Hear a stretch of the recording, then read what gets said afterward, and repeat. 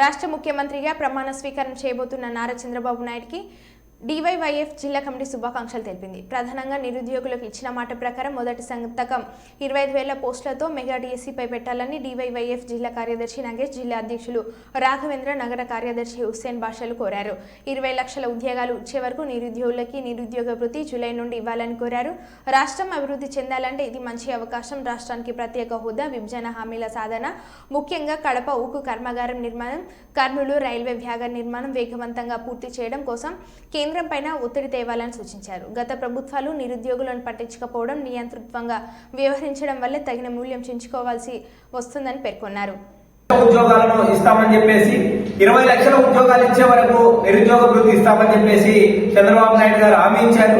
హామీ మేరకు రేపటి నుంచే ఆ పని పైన ప్రయత్నం చేయాలని చెప్పేసి రాష్ట్ర వ్యాప్తంగా ఉన్నటువంటి నిరుద్యోగులకు నిరుద్యోగ వృత్తి వచ్చే జూలై నెల నుండే వచ్చేలాగా కృషి చేయాలని చెప్పేసి మేము కోరుతా ఉన్నాం. అట్లాగే 20 లక్షల ఉద్యోగాలు ఇవ్వాలంటే ఆంధ్రప్రదేశ్ కి ప్రత్యేక హోదా వస్తే, విభజన హామీలు అమలవుతే, కడపలో ఉక్కు ఫ్యాక్టరీ నిర్మాణం జరిగితే, కర్నూలులో రైల్వే వ్యాగన్ నిర్మాణం జరిగితే ఇవన్నీ కూడా అమలవడానికి సాధ్యమవుతుంది. చంద్రబాబు నాయుడు ఇచ్చిన హామీని కూడా నిలబెట్టుకోవడానికి సాధ్యమవుతుంది. కాబట్టి కేంద్రం పైన చంద్రబాబు నాయుడు గారు అలాంటి ప్రయత్నం చేసి ఒత్తిడి చేసి ఆంధ్రప్రదేశ్ ప్రత్యేక హోదా, విభజన హామీల సాధన కోసం పనిచేయాలి.